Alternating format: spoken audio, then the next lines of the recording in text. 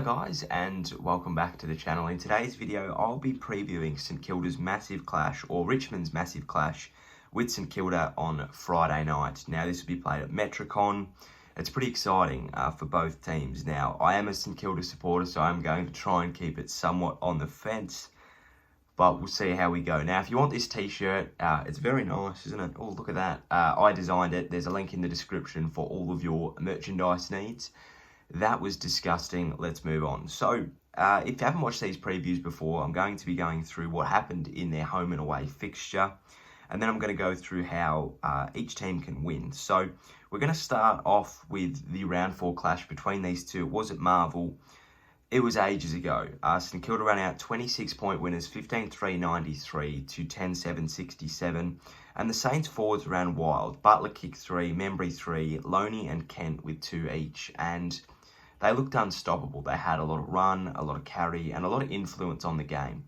The Saints had time and space. On the wings, they just ran amok. They were able to get it from half-back, transfer it to half-forward, and the Tigers couldn't really do anything. They looked a bit slow, they looked a bit sloppy. This was a different Tigers team, and it was really awesome for me to see as a Saints fan, but it was just a sign of the times. You know, we were in an uncertain season, we'd just come back. It was odd. So I'm expecting a completely different Richmond side than what we saw all those weeks ago back in week 4. Their halfback counter was unbelievable, St Kilda. They were able just to get it from Hunter Clark's hands, move it on the wing, and move really quickly. And that's what's going to win them the game this time again. The Tigers have gotten really, really good at doing the same thing. So this is going to be a really interesting battle. It's going to be one in between the arcs. So that'll be really good to see. But the Saints halfback counter was unbelievable. They would just run it, switch it, carry it, goal it. You know, they were just able to transition it from halfback to half forward really quickly, really efficiently, and really dangerously. Every time they got it on the halfback, they were able to either choose if they wanted to go via the wing or via the corridor, and that's something that Richmond don't usually allow teams to do. So it could just be St Kilda's style that's allowed for that, or it could be Richmond's terrible defensive setup that also allowed for that. 15 metres out is my next note. The Saints scored the majority of their goals from 15 metres out. Butler scored a few from there. Loney, Kent, Brad Hill scored a goal from there. Marshall, they were just able to get it forward into that, I guess, in NFL terms, first and goal. You know, whenever you get it in that area of about 15 metres out, you're usually not going to miss. You know, there's a 90% chance you're not going to miss. So that's what the Saints did. They got out the back, 15 metres out, you know, time and space. From that half-back counter, they were either taking marks. And what they do very well is if they take a mark 25 metres out, they'll always give the running handball to goal. So that is very important to stop. The Saints haven't been doing that as of late, but in their game against the Dogs, they did get out the back and they did have that counter attack that they'd been known for throughout the season. So maybe it's just coming back a little bit.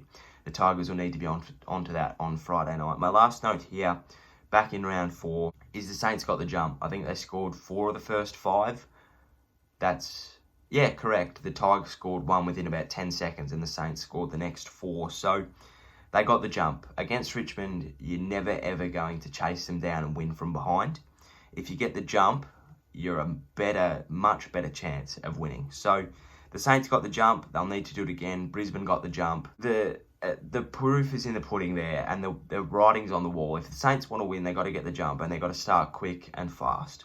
For the Tigers to win, they've got to drop the arrogance. I thought on Friday night when they played the Lions, they were very, very arrogant in the way they played. I think they thought it was a bit of a shoe-in.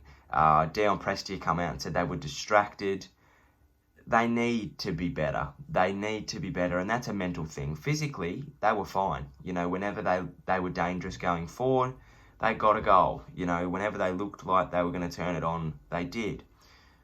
They just fell back into old habits, and they looked slow and sloppy and old and arrogant. So, not old, they're very young, but, you know, they just looked a bit complacent. They looked like they had it in the bag.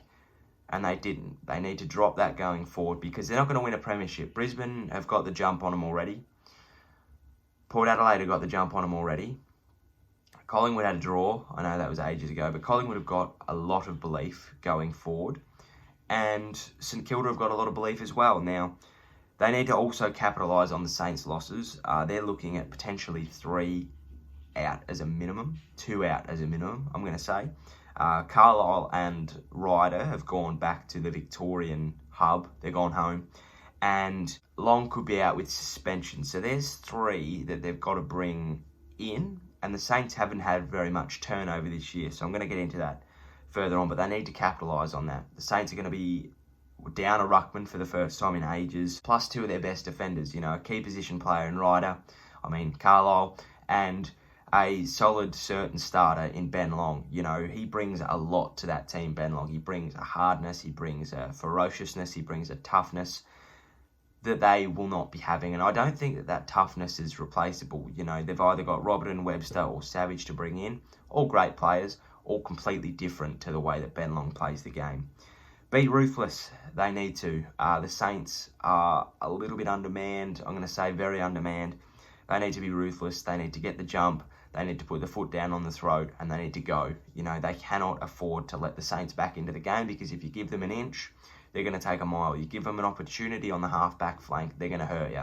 So they need to be ruthless. They need to shut down all the Saints' offensive efforts. You know, they've got the back line to do it, but they just need to make sure that they're ruthless with everything. The Lynch factor is my next note. We obviously didn't see him against the Lions and they missed him. They had shocking forward efficiency. I think they scored 14 times from 49 entries. What's that, 29% efficiency? Yuck. They need to have that Lynch factor. Now, I don't actually know if it was because of the way that the Lions set up, whether it was the Richmond midfield's entries into the forward line, or whether it was because Tom Lynch really adds that composure. I'm not sure. We're going to find that out on Friday, but I think he adds that presence that Jack Grewalt just doesn't have anymore. Not saying that he doesn't have a spot in that team at all, but he just didn't look like he could get the job done, Jack, and that's a shame because we all know he can. We all know he can. So the Lynch factor will be very important come Friday night. My last note for the Tigers to win is to bully Marshall. He doesn't have his friend there anymore. Ryder can't just take the centre. They need to bully him. They need to make Marshall's night really difficult, and then they need to capitalise on that by winning clearances and making it really difficult on the Saints' defence. For the Saints to win, firstly, I'm going to go through their team. Carlisle and Ryder definitely out. For Battle and Robertson, they're my 2 certain changes. The Saints are going to appeal, and rightfully appeal, Ben Long's suspension, because the way that they've suspended him on the challenge is they've suspended him on the potential to cause injury. Now, that is bullcow. If you're going to suspend an AFL player on the potential to cause injury, I'd be pretty certain that you could suspend most players for most tackles, because in a tackle there is the potential to cause broken arms, broken ribs, collarbones. It's a slippery slope if you're going to suspend him on the potential to cause injury. That's all I'm going to say on it. But if Long is unsuccessful in their appeal, Savage comes in for him. Battle goes forward and Membry goes into that second ruck, but I don't think they're going to play him there at all. Potentially only going forward. Do not give him the run with roll in the middle. Battle goes and swings forward. Robertson obviously goes back, and Savage goes back as well. They need to start like a house on fire. As I said, they need to get the jump. They really do. They need to get the jump. They need to make it difficult. They just need to, surf on a wave and go with it. That's not a good analogy, but they just need to catch a wave and ride it. So that's what they need to do. They need to put the Richmond backline under immense pressure. What they did last time was they were able to put awesome forward pressure on and then capitalise. Make it really difficult for the Tigers defence to get out, and then capitalise. Tackle, stoppage, tackle, stoppage, tackle, stoppage, handball, goal. They were able to craft goals from nowhere. Nick Hind kicked a really good one, I think. Dean Kent. They were able to just use those team goals and just get it forward and goal. So that's what they need to do. That's what they absolutely need to do. They need to kill the Tigers' forward line. They need to absolutely make sure that every entry is difficult for them. 29% efficiency, as I said.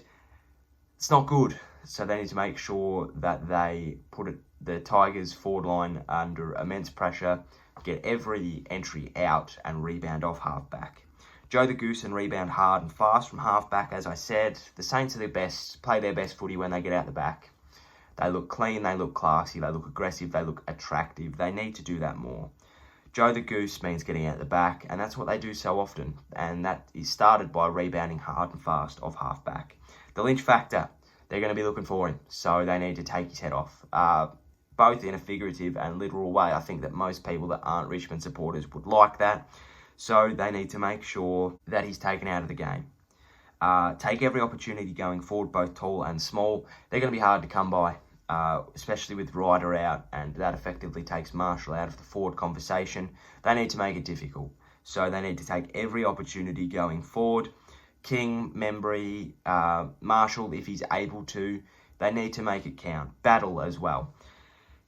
Take time out of the clock and play possession footy, but always look to score. The Saints in the last quarter against the Dogs, they didn't want to score. They wanted to survive, and they need to take that out of their game. They need to look to score at every opportunity. Don't be reckless.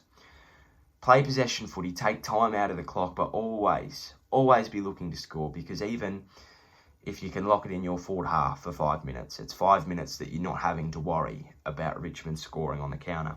Prediction, I think with the Saints outs, they'll struggle. 2 key position players and a strong starter makes it really difficult to win, especially as they've had minimal turnover throughout the year. They've had rarely any changes. I want them to win. I'm a Saints fan, of course I want them to win, but I think that Richmond are going to bounce back hard and fast.